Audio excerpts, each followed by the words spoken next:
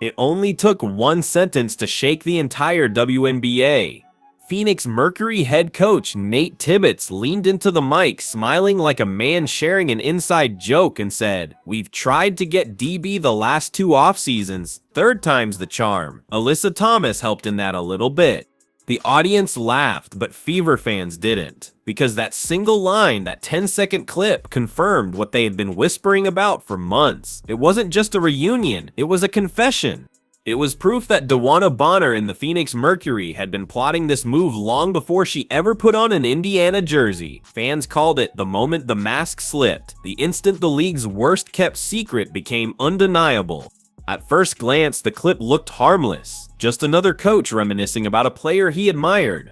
But when fans slowed it down, when they heard the way Tibbetts chuckled before mentioning Alyssa Thomas, they realized this wasn't nostalgia, it was a victory lap. His tone said everything. The ease in his voice, the comfort, the way he spoke as if the entire process had been planned from the start. And that's because it was.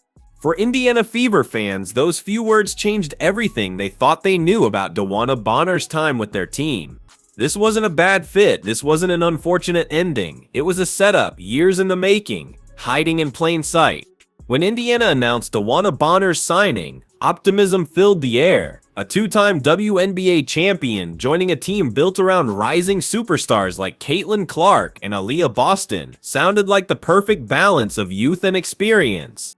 Reporters called it a franchise-defining move. Bonner was presented as the mentor, the veteran presence who could guide the Fever through their growing pains and help Clark adjust to the pace of the pros. Everything about it seemed genuine, the press conferences, the smiles, the sound bites about leadership and chemistry.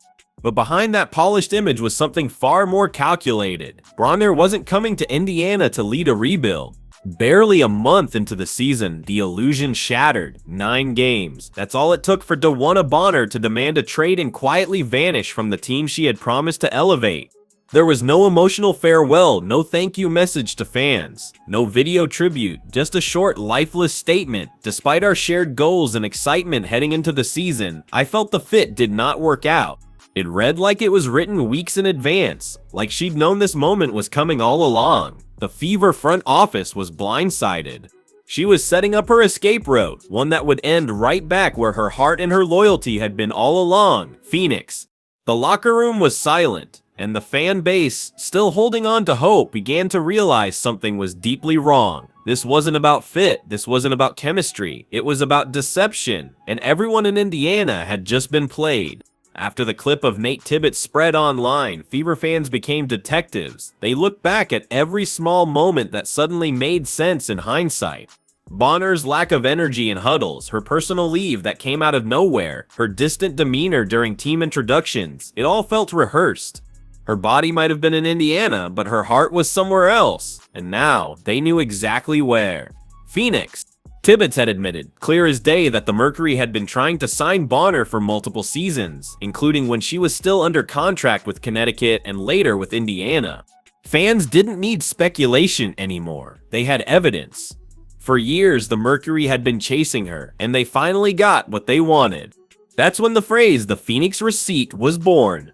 Because this wasn't rumor anymore, it was proof. A literal recording of a coach admitting to doing what no one is supposed to do, recruit a player under contract with another team. His tone wasn't cautious or defensive, it was proud, almost boastful, like a man celebrating the end of a long chase. Fans couldn't believe it. The grin, the laugh, the comfort in his words, it all screamed guilt disguised as humor. "Third time's the charm" wasn't just a throwaway line.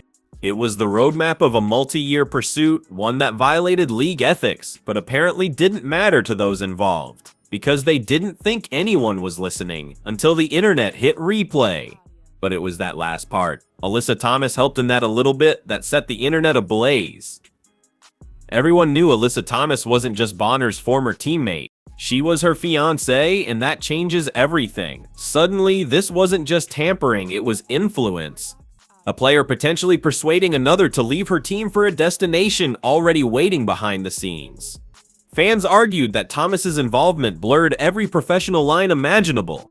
It mixed love with leverage, turning a personal relationship into a business tool. And if that was true, if Alyssa had truly played a role in convincing Bonner to walk away from Indiana, then Phoenix hadn't just broken a rule, they had corrupted the game. The fans expected outrage from the league office. They expected fines, suspensions, or at least an investigation, but the WNBA said nothing. Not a single word, no public response, no disciplinary action, nothing to suggest they were even paying attention. And that silence spoke louder than any press release ever could. It told fans that if you're part of a big market team, if you've got star names and championship history, the rules bend for you. But if you're Indiana, you're just collateral damage. The league's refusal to act felt like betrayal stacked on top of betrayal. Fever fans weren't just angry about losing a player, they were furious that the system allowed it to happen. That's when the fan theory known as the Max Heist exploded. It was simple and genius in the most twisted way. Phoenix couldn't afford to give Bonner a max contract, so they let Indiana do it first. She signed her deal, collected her money, kept her stats public, and then conveniently demanded a trade once she had secured her bag. After Indiana cut ties, Phoenix swooped in and signed her for a smaller amount, meaning Bonner effectively got paid twice. Meanwhile, the Fever were left with nothing but wasted cap space and disrupted chemistry. One viral tweet said it best. The Mercury couldn't afford DB in the summer, so she got her Indiana max, quit after 9 games, and still gets her Phoenix reunion. That wasn't coincidence, that was strategy. For the people of Indiana, this wasn't just a sports story, it was personal. Fans had supported Bonner from the start, showering her with love and respect. Caitlin Clark herself had gone out of her way to help Bonner reach a career milestone during a game, even subbing back in to assist her. They celebrated her records, her presence, her supposed leadership, and she walked away without even a thank you.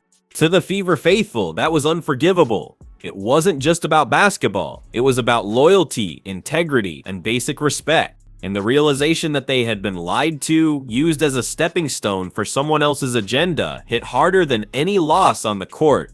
But here's where the story turns. Instead of collapsing, Indiana came back stronger. Caitlin Clark doubled down on her leadership.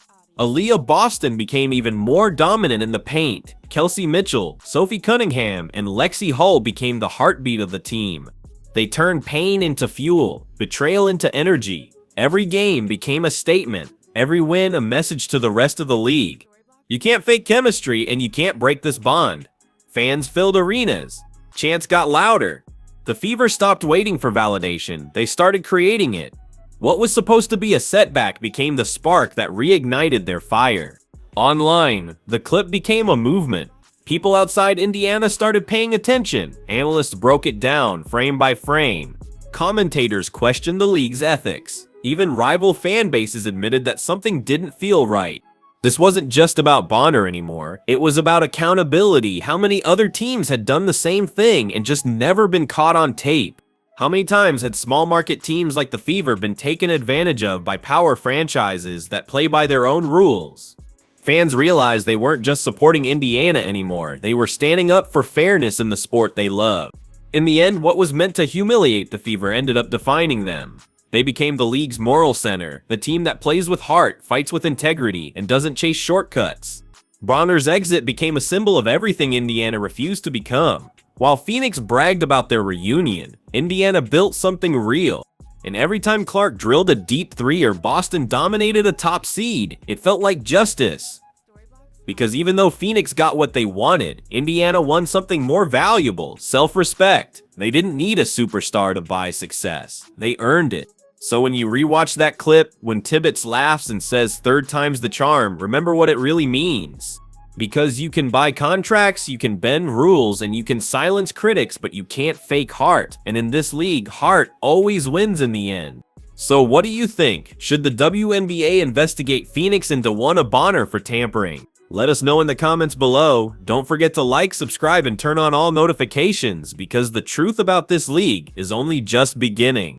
It's not just tampering, it's arrogance, it's privilege, it's a coach admitting what fans have known all along, that some teams believe they're untouchable.